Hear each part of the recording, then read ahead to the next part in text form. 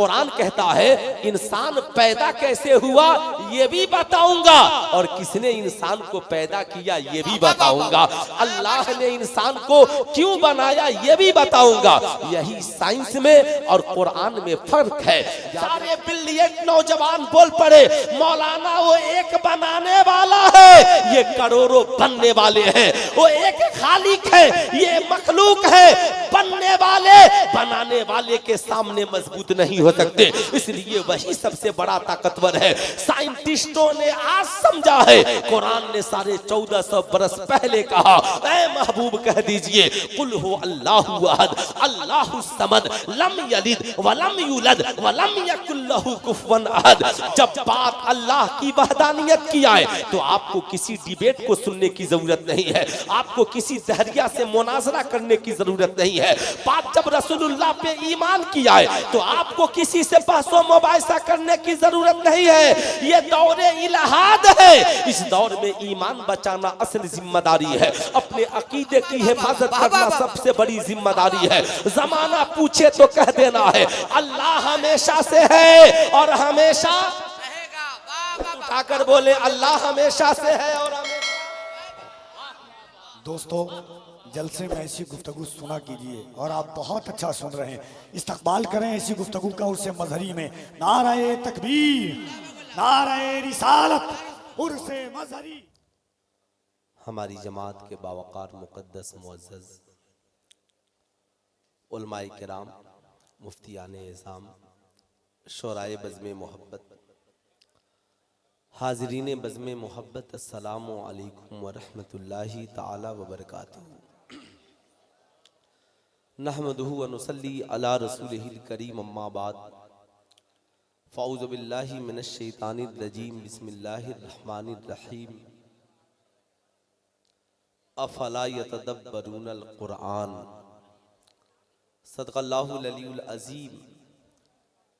सारे जहान के मरकज़े अक़ीदत मुस्तफ़ा जाने रहमत, शम्ए बज़्मे हिदायत, हुजूर अहमद मुज्तबा हज़रत मोहम्मद मुस्तफ़ा सल्लल्लाहु ताला अलैहि वसल्लम के बारगाहे आलीजाह में जी लगाकर हदिया दुरूदो सलाम पेश करें और पूरा मजमा बवाज़े बुलंद पढ़ें। अल्लाहुम्मा सल्ली अला सय्यदना शफ़ीना हबीबना मौलाना मोहम्मद मादनिन जूदे वल करम, मंबइल इल्मे वल हिल्मे वल हिकम, बारिक वसल्लिम सल्लु अलैहि सलातन व सलामन अलैका या रसूल अल्लाह, सल्लु अलैहि सलातन व सलामन अलैका या हबीब अल्लाह, दाइमन अबदन अबदा। खतीबुल हिंद मुबल्लिगे मसलके आला हज़रत अल्लामा सैफुल्लाह अलीमी साहब किबला की दावत मोहब्बत पे आप हजरात भी तशरीफ़ लाए हैं और हमारी जमात के भी ये मुक़द्दस उलमाए किराम की आमद है। फ़कीर भी हाजिर आया है। आपने मुझसे पेशतर हमारी जमात के मुक़्तदर मुस्तनद उलमा खुतबा शोरा को समाअत करने का शर्फ हासिल किया। इंशाअल्लाह मेरे बाद भी सुनेंगे। डॉक्टर इकबाल ने कहा था कि कुव्वते फिक्र व अमल पहले फना होती है, कुव्वते फिक्र व अमल पहले फना होती है, तब जाकर किसी कौम की अजमत पे सवाल आता है। आज पूरी दुनिया में इल्हाद से लेकर इर्तिदाद तक और मजहब इस्लाम की फिक्र को हमारी नई नस्लों के दिलो दिमाग से निकालने की कोशिश की जा रही है। चाहे वो जदीद तालीम का नजरिया हो, सोशल मीडिया की वादी हो, या साइंस के पसे पर्दा हमारी नस्लों के जहनों को खराब करने की कोशिश की जा रही है। आज इस दौर में हमारी कौम के लिए बहुत सारे चैलेंजेज हैं और हर शख्स अपनी बेहतरीन राय के साथ सोशल मीडिया के प्लेटफॉर्म से लेकर जलसों की दुनिया तक, मसाजिद के मिंबरों मेहराब तक लोग इसे हल करने की कोशिश कर रहे हैं। इसी हवाले से मैंने सोचा कि आज कुछ लबकुशाई करने की कोशिश करूं, मगर ये जो तलबा इधर बैठे हैं उनसे भी मैं गुजारिश करूंगा कि आप हजरात चूंकि बज़्म मोहब्बत में बैठे हैं तो आपकी हाजिरी इधर होनी चाहिए। डॉक्टर इकबाल ने कहा कि कुव्वते इश्क से हर पस्त को बाला कर दे, दहर में इसमें मोहम्मद से उजाला कर दे। सुभान अल्लाह। आज ये दौर तालीम का दौर है, एजुकेशन का दौर है, बड़ा तरक्की याफ्ता दौर है। अब इंसान किताबें नहीं पढ़ता, AI से सारी चीजें हासिल कर लेता है। इंसान किताबों में तलाश के लिए वक्त नहीं निकालता। बच्चे इम्तिहानगाह में बैठकर मोबाइल में चैट GPT जी के जरिया सवालात का जवाब लिख लेते हैं। अब इस दौर में रातों को मुशक्कत करके किताबों में लकीरें खींचने की जरूरत नहीं पड़ती। इस तरक्की याफ्ता दौर में नौजवान गूगल के हवाले से अपने मुश्किल मसाइल को हल कर लेता है। लेकिन मैं इस दौर में आपको ये याद दिलाना चाहूंगा कि मियां ये सारी चीजें ये अक्ल की पैदावार है। चैट GPT जी ये अक्ल की पैदावार है।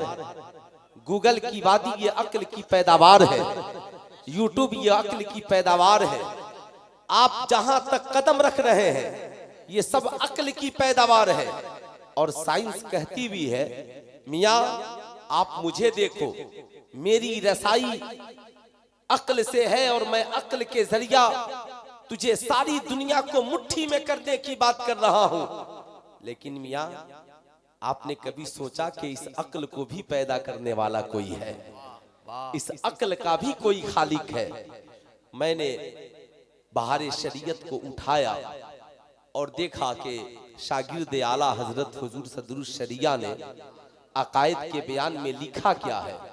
तो हुजूर सदरुस शरिया का एक जुमला कहा, जो अक्ल में समा जाए वो खुदा नहीं हो सकता, और जो खुदा है वो कभी अक्ल में नहीं समा सकता।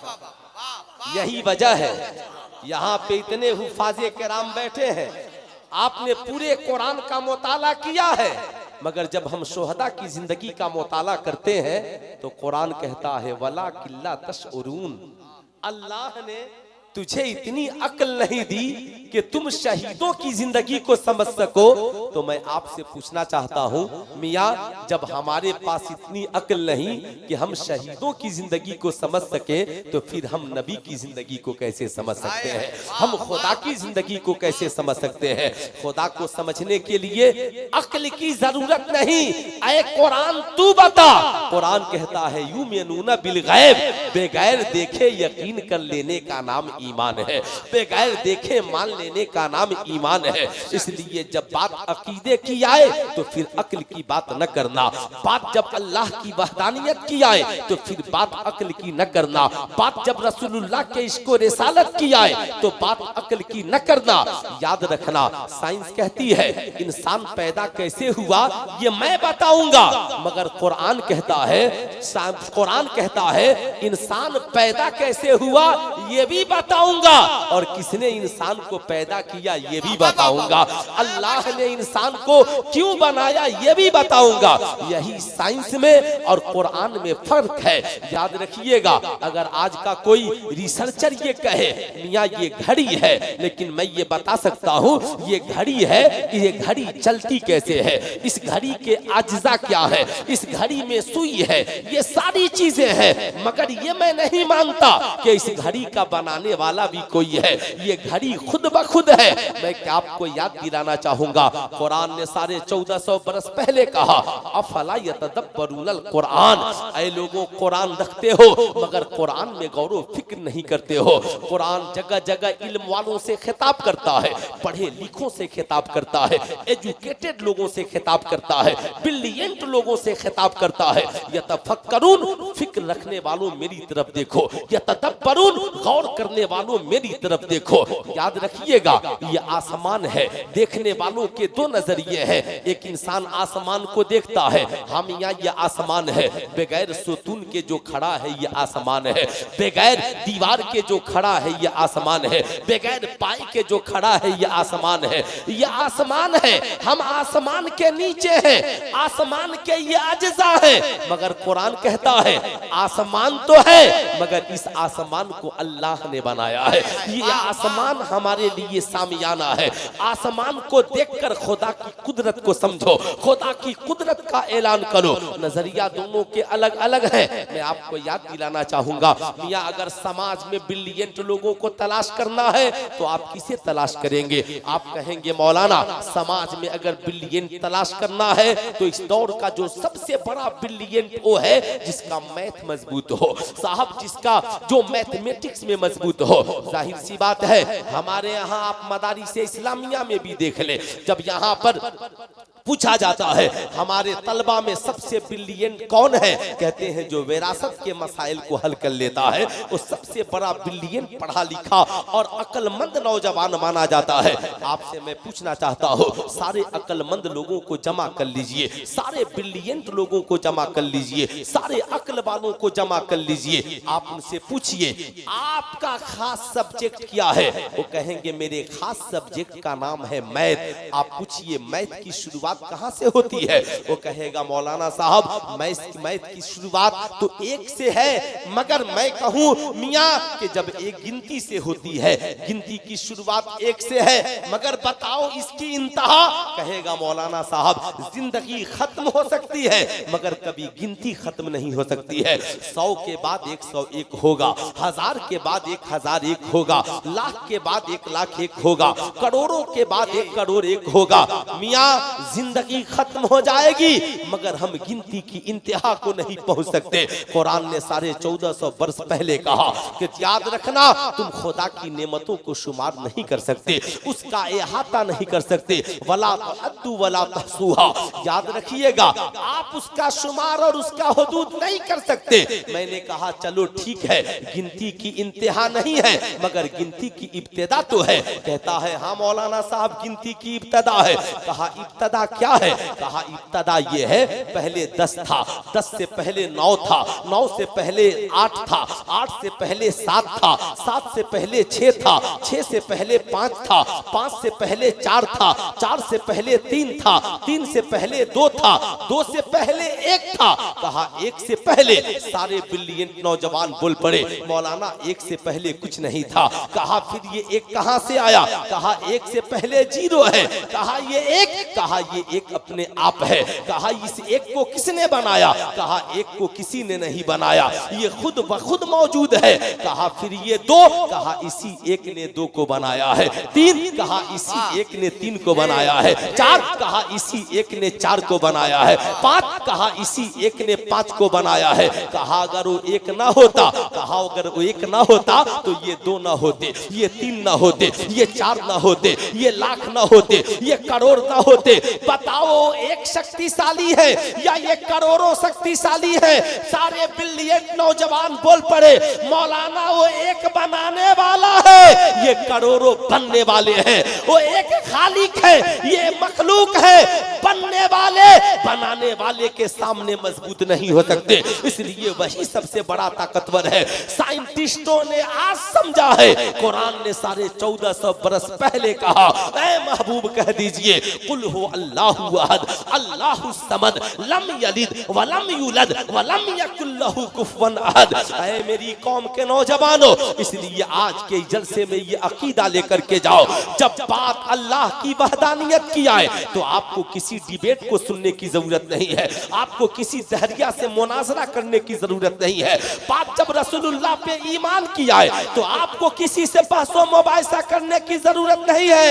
ये दौरे इलाहाद है, इस दौर में ईमान बचाना असल जिम्मेदारी है, अपने अकीदे की हिफाजत करना सबसे बड़ी जिम्मेदारी है। जमाना पूछे तो कह देना है अल्लाह हमेशा से है और हमेशा उठाकर बोले अल्लाह हमेशा से है और हमेशा।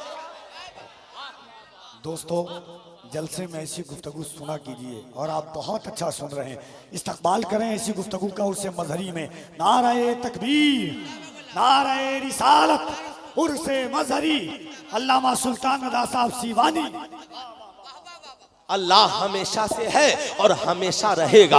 मियाँ, इस दौर में अगर कोई दहरिया आपसे ये कहे खुदा मौजूद है तो दिखाओ, मियाँ कहने की जरूरत नहीं है, आप कहिए कुरान से पूछ लीजिए। रब फरमाता है अल्लाह नूरु सम्मावाति वल अर्द, अल्लाह जमीनों आसमान में नूर है। मैं आपको याद दिलाना चाहूंगा, मियाँ याद रखिएगा, जब अकायद का बयान हम पढ़ते हैं तो हमारे उलमा ने उसमें कई जगह मना फरमाया कि इन मसाइल में ज्यादा गुफ्तगू करना मना है, इसलिए कि आप अक्ल लेकर बहस करने के लिए बैठते हो। अक्ल लेकर हर जगह अक्ल की जरूरत नहीं है, अक्ल की जरूरत जहां पर है वहां अक्ल का इस्तेमाल कीजिए, और जहां दिल मोहब्बत इश्क वफा ईमान ईकान की जरूरत है वहां यकीन का इस्तेमाल कीजिए, वहां ईमान का इस्तेमाल कीजिए, वहां इश्क का इस्तेमाल कीजिए। यही वजह है जब रब ने फरमाया कुरान में वला तकुलू लिमन युक्तलू फी सबीलिल्लाहि अमवात बल अहयाउन वलाकिन ला तशऊरून। खुदा की राह में जो कत्ल किए जाएं उन्हें मुर्दा न कहो बल्कि वो जिंदा है, वलाकिन ला तशऊरून, मगर तुम्हें उनकी जिंदगी का शऊर नहीं है। क्यों? अल्लाह जान रहा है, अल्लाह जान रहा है कि ये बंदे मेरी राह में कत्ल होने वालों की जिंदगी का इनकार कर सकते हैं। कल पूछ सकते हैं अगर वो जिंदा है तो है कहाँ, वो दिखते किधर है, वो है किधर, उनकी पर्सनालिटी किधर है। इमाम हुसैन जिंदा है तो दिखते क्यों नहीं, इमाम हसन जिंदा है तो दिखते क्यों नहीं, अब्बास अलमदार जिंदा है तो दिखते क्यों नहीं। मियाँ, मैं आपको याद दिलाना चाहूंगा हजरत उमर जिंदा है तो दिखते क्यों नहीं। कुरान में रब ने साफ अकीदा बयान कर दिया, वलाकिन ला तशऊरून, तुम्हारे पास इतनी अक्ल नहीं है कि मेरी राह में कत्ल होने वालों की जिंदगी को समझ सको। तो जब खुदा की राह में कत्ल होने वालों की हम जिंदगी नहीं समझ सकते तो खुदा की जिंदगी समझने के लिए क्यों चले हो। बस ये अकीदा रखो, खुदा हमेशा से है और हमेशा, पूरा मजमा हाथ उठाकर बोले खुदा हमेशा से है और हमेशा रहेगा, खुदा हमेशा से है और हमेशा रहेगा। बस यही तो अकीदा है, यही तो हमारी जिंदगी की अलामत है, यही तो हमारी पहचान है। यही मैं याद दिलाना चाहूंगा।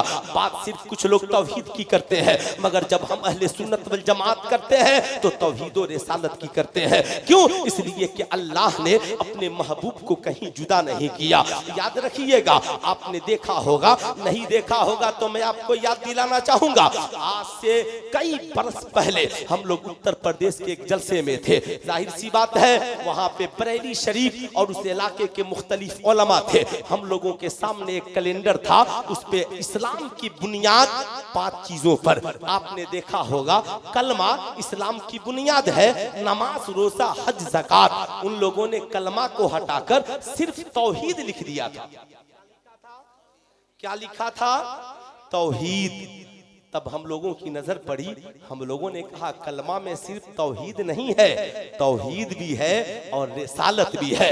ला इलाहा इल्लल्लाह ये तौहीद है और मुहम्मदुर रसूलुल्लाह ये रिसालत है। इसलिए मैं याद दिलाना चाहूंगा, जब बात तौहीद की आए तो आप तौहीद पे भी ईमान रखें, रिसालत पे भी ईमान रखें। ये बड़ा नाजुक दौर है। आज सोशल मीडिया पर मैं अपने उलमाए किराम से भी अर्ज गुजार हूँ, अगर आपके पास हमारी जमात का कोई शहजादा या लड़का कोई सवाल लेकर पहुंच जाए तो आपको डांट कर भगाने की जरूरत नहीं है, बल्कि उसे मोहब्बत से करीब करने की जरूरत है। अगर आप खुद मसाइल हल नहीं कर सकते तो आपने देखा होगा, बिल्कुल बुरा मत मानिएगा, आप ईमानदार